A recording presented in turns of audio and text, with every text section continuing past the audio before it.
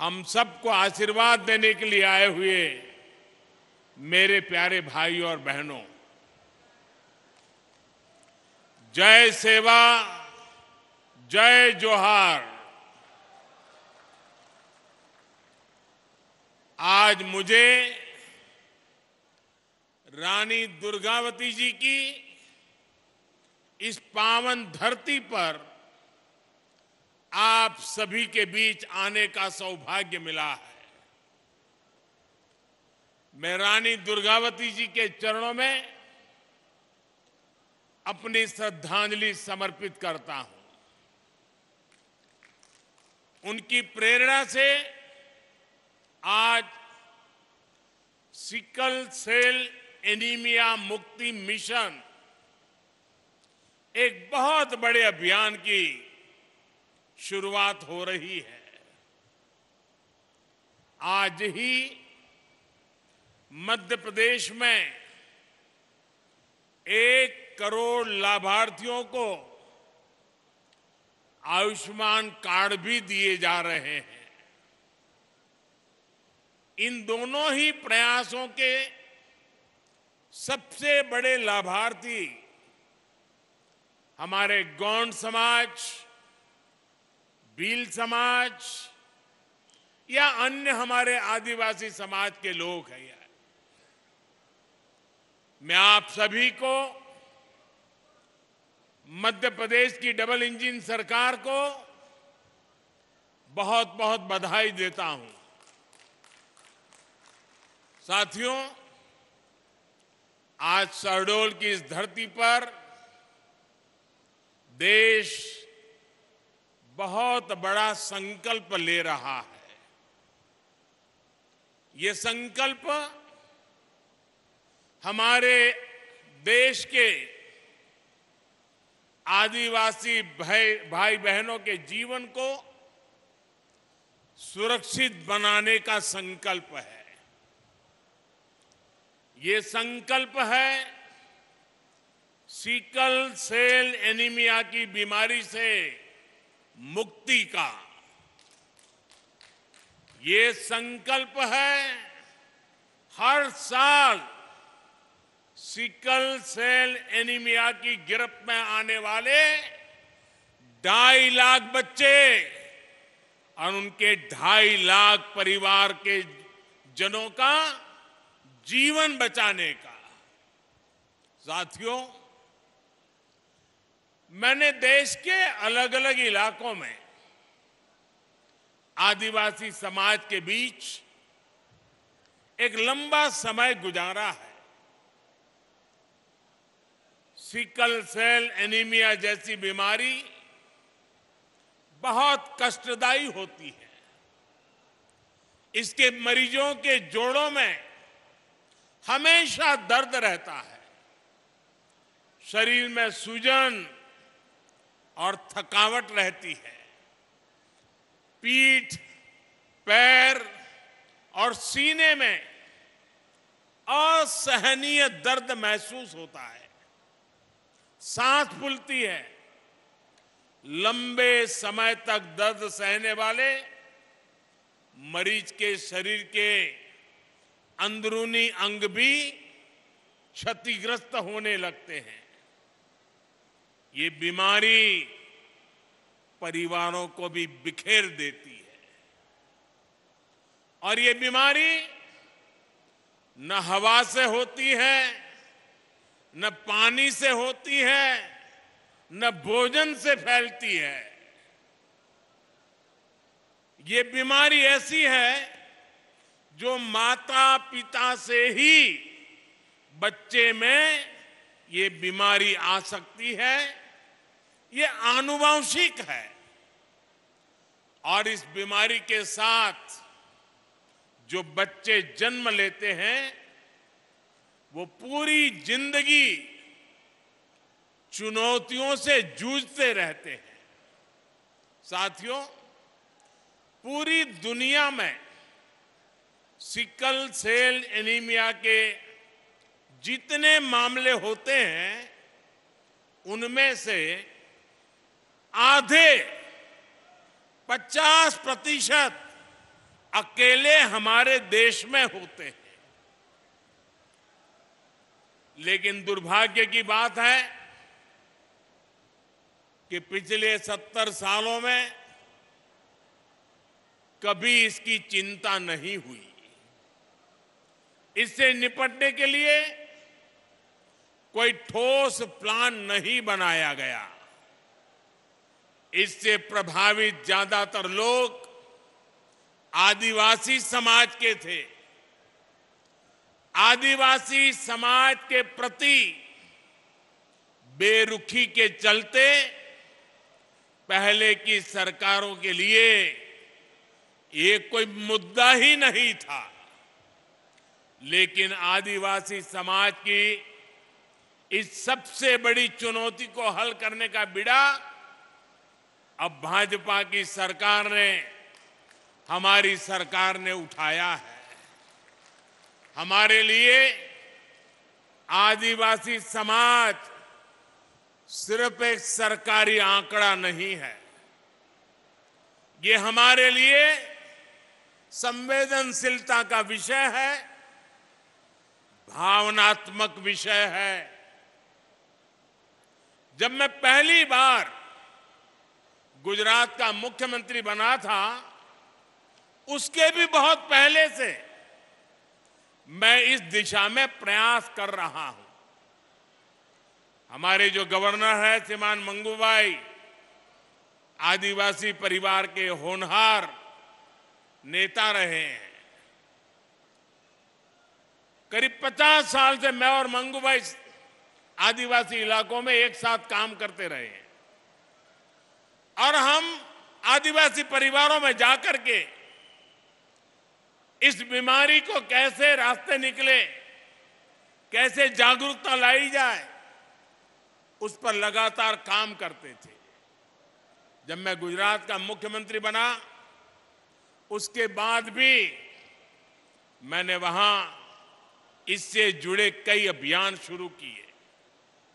जब प्रधानमंत्री बनने के बाद मैं जापान की यात्रा पर गया तो मैंने वहां नोबेल पुरस्कार जीतने वाले एक वैज्ञानिक से मुलाकात की थी।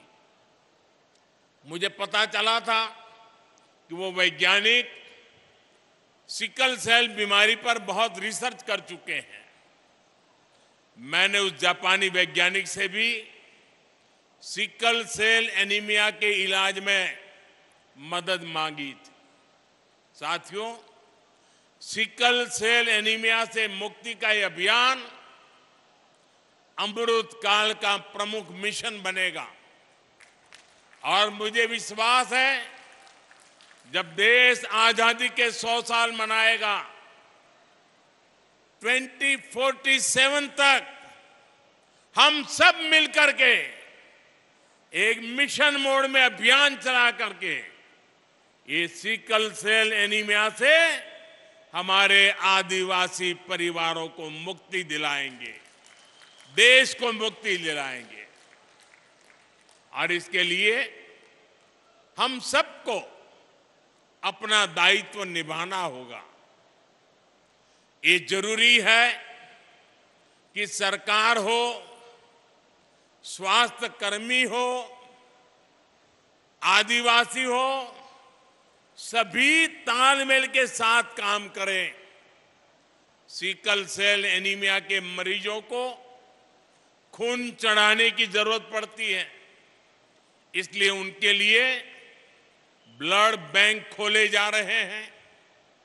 उनके इलाज के लिए बोन मैरो ट्रांसप्लांट की सुविधा बढ़ाई जा रही है।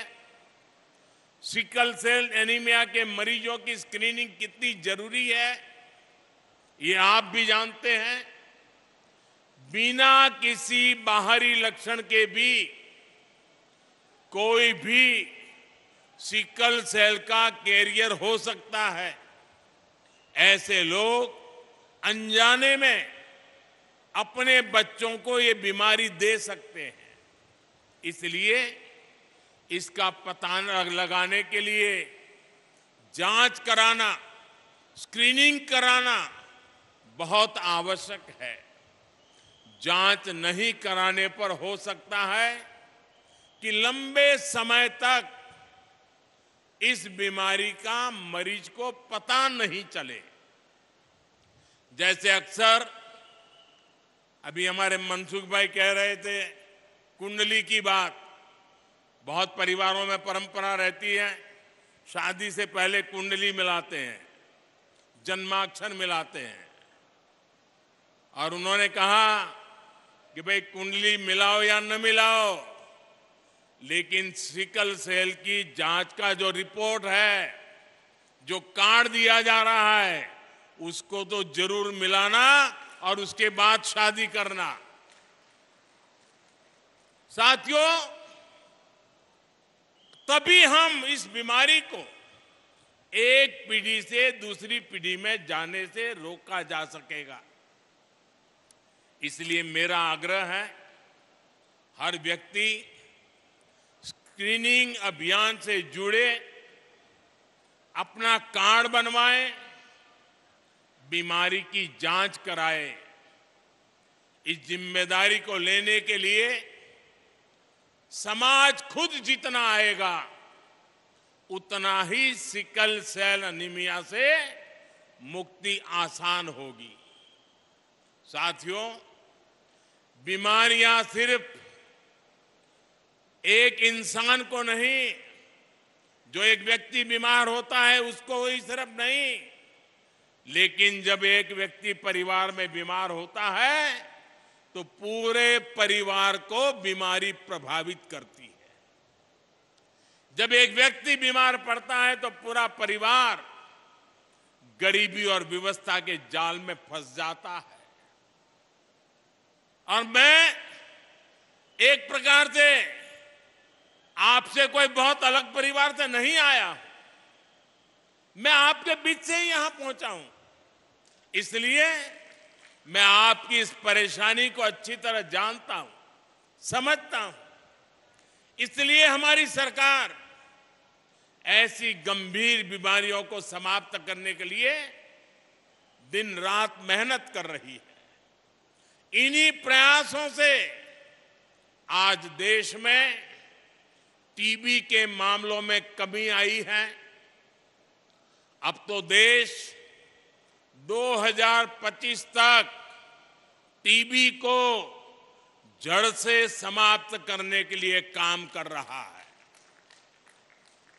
साथियों, हमारी सरकार बनने के पहले 2013 में काला जार के 11,000 मामले सामने आए थे। आज ये घटकर 1,000 से भी कम रह गए हैं। 2013 में मलेरिया के 10 लाख मामले थे। 2022 में ये भी घटते घटते 2 लाख से कम हो गए। 2013 में कुष्ठ रोग के 1.25 लाख मरीज थे, लेकिन अब इनकी संख्या घटकर 70-75 हजार तक रह गई है। पहले दिमागी बुखार का एक कितना कहर था, ये भी हम सब जानते हैं। पिछले कुछ वर्षों में इसके मरीजों की संख्या में भी कमी आई है। ये सिर्फ कुछ आंकड़े नहीं हैं। जब बीमारी कम होती है तो लोग दुख, पीड़ा, संकट और मृत्यु से भी बचते हैं। भाइयों और बहनों, हमारी सरकार का प्रयास है कि बीमारी कम हो, साथ ही बीमारी पर होने वाला खर्च भी कम हो। इसलिए हम आयुष्मान भारत योजना लेकर आए हैं, जिससे लोगों पर पड़ने वाला बोझ कम हुआ है। आज यहां मध्य प्रदेश में 1 करोड़ लोगों को आयुष्मान कार्ड दिए गए हैं।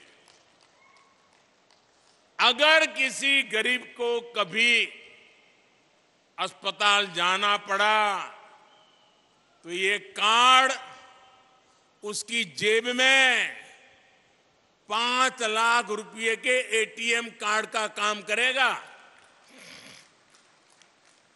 आप याद रखिएगा, आज आपको जो कार्ड मिला है, अस्पताल में उसकी कीमत 5 लाख रुपए के बराबर है।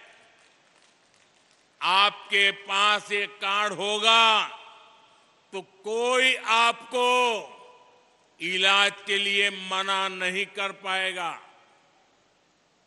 पैसे नहीं मांग पाएगा। और ये हिंदुस्तान में कहीं पर भी आपको तकलीफ हुई और वहां के अस्पताल में जाके ये मोदी की गारंटी दिखा देना, उसको वहां भी आपको इलाज करना होगा। ये आयुष्मान कार्ड गरीब के इलाज के लिए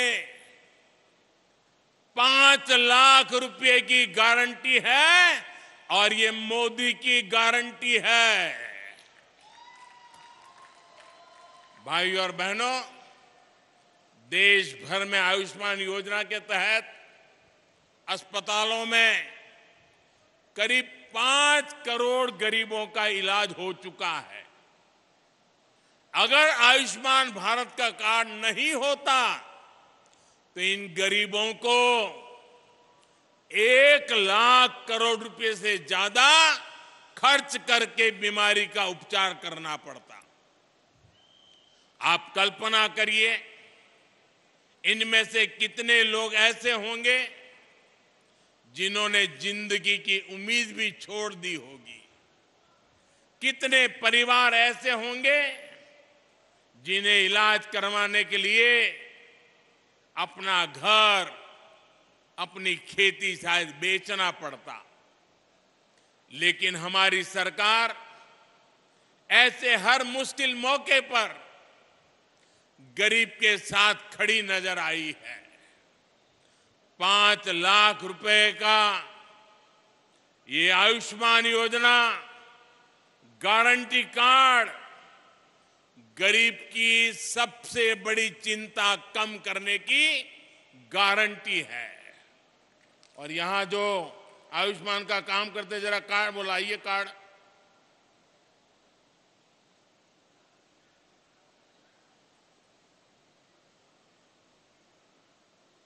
आपको ये जो कार्ड मिला है ना, उसमें लिखा है 5 लाख रुपए तक का मुफ्त इलाज। इस देश में कभी भी किसी गरीब को 5 लाख रुपया की गारंटी किसी ने नहीं दी। ये मेरे गरीब परिवारों के लिए ये भाजपा सरकार है, ये मोदी है जो आपको 5 लाख रुपए की गारंटी का कार्ड देता है।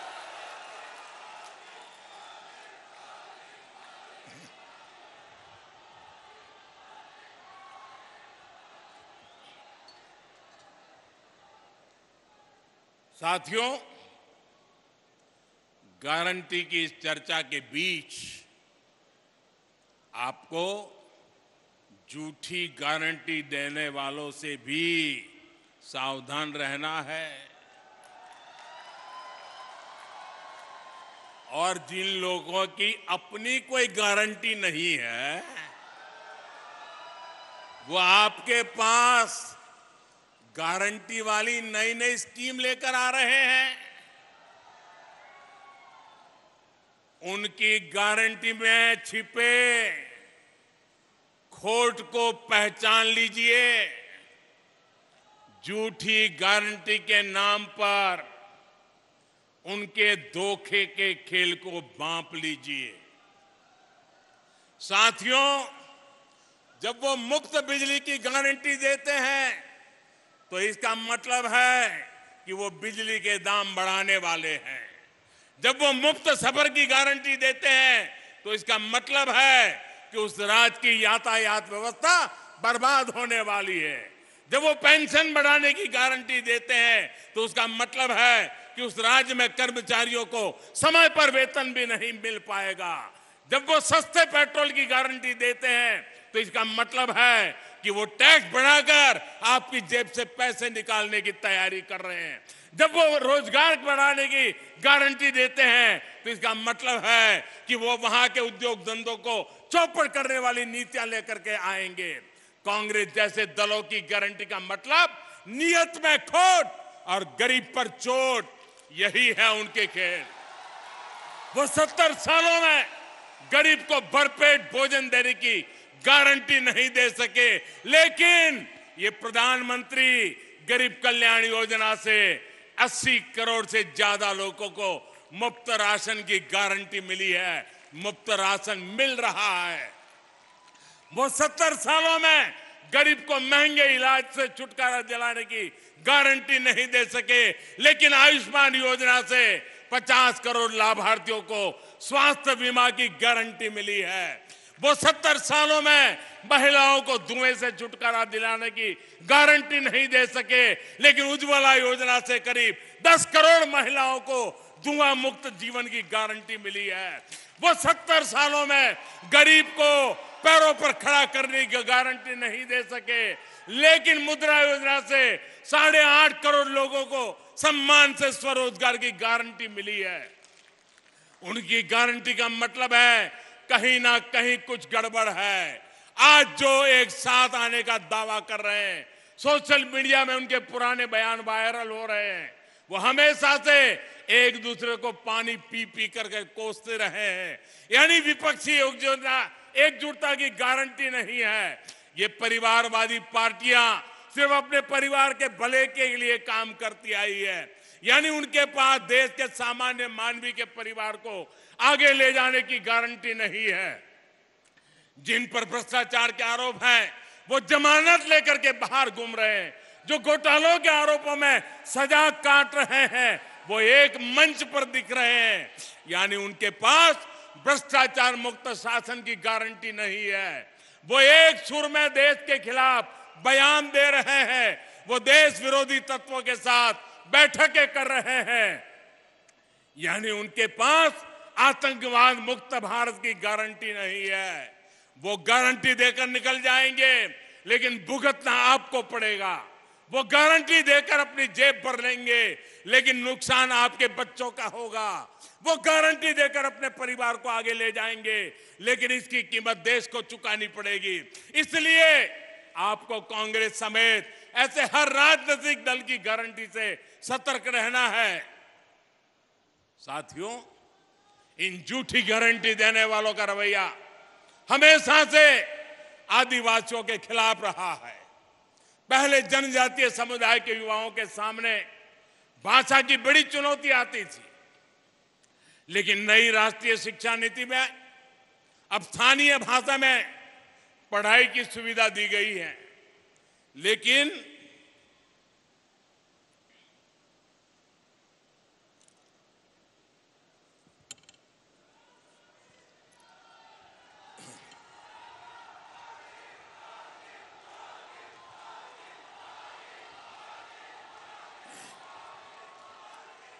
झूठी गारंटी देने वाले एक बार फिर राष्ट्रीय शिक्षा नीति का विरोध कर रहे हैं।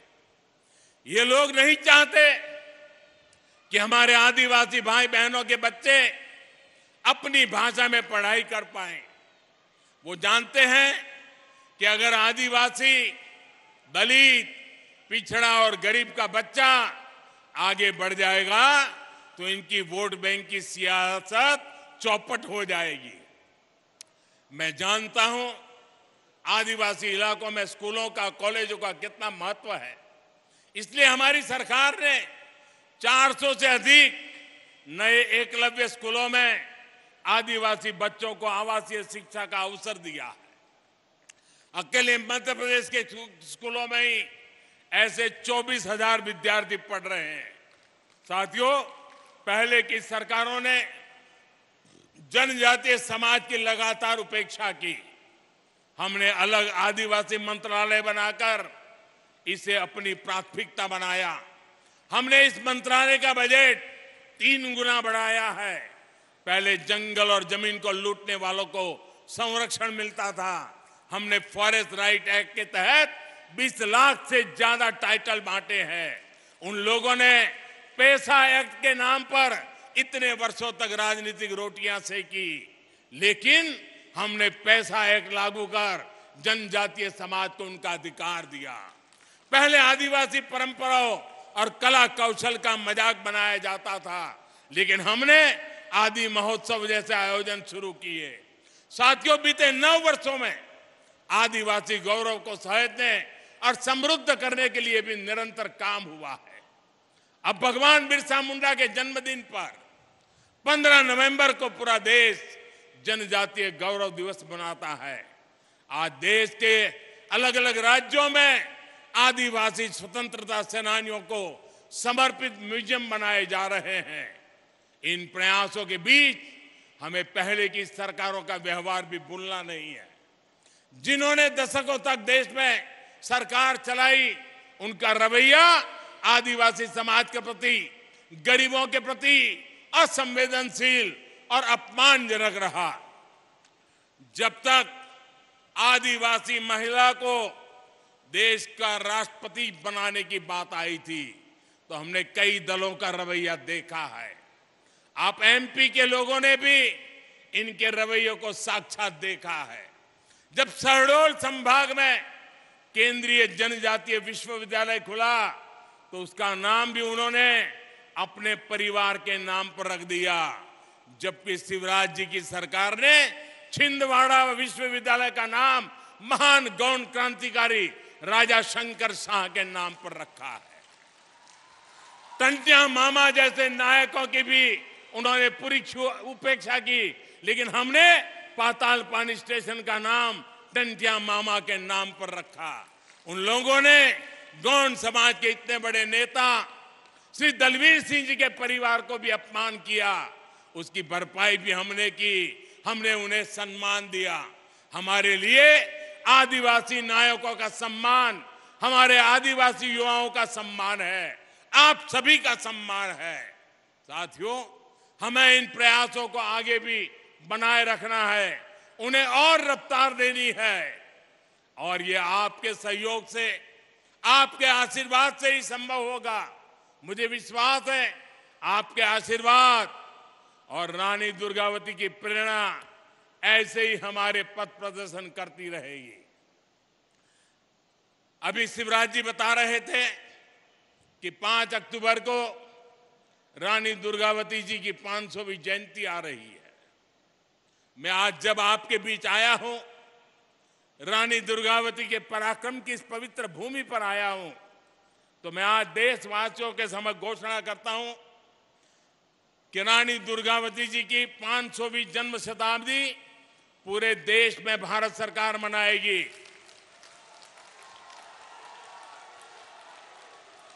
रानी दुर्गावती के जीवन के आधार पर फिल्म बनाई जाएगी। रानी दुर्गावती का एक चांदी का सिक्का भी निकाला जाएगा।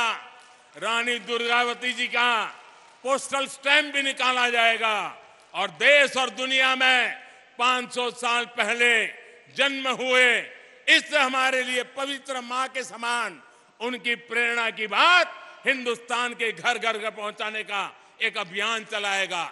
मध्य प्रदेश विकास की नई ऊंचाइयों को छुएगा, और हम सब साथ मिलकर विकसित भारत के सपने को पूरा करेंगे। अभी मैं यहां से कुछ आदिवासी परिवारों से भी मिलने वाला हूं, उनसे भी कुछ आज बातचीत करने का मुझे अवसर मिलने वाला है। आप इतनी बड़ी संख्या में आए हैं। सिकल सेल, आयुष्मान कार्ड, आपकी आने वाली पीढ़ियों की चिंता करने का मेरा बड़ा अभियान है। आपका मुझे साथ चाहिए। हमें सिकल सेल से देश को मुक्ति दिलानी है। मेरे आदिवासी परिवारों से को इस मुसीबत से मुक्त करवाना है। मेरे लिए मेरे दिल से जुड़ा हुआ एक काम है, और इसमें मुझे आपकी मदद चाहिए। मेरे आदिवासी परिवारों का मुझे साथ चाहिए। आपसे यही प्रार्थना करता हूं, स्वस्थ रहिए, समृद्ध बनिए। इसी कामना के साथ आप सभी का बहुत बहुत धन्यवाद। भारत माता की, भारत माता की। भारत माता की बहुत बहुत धन्यवाद।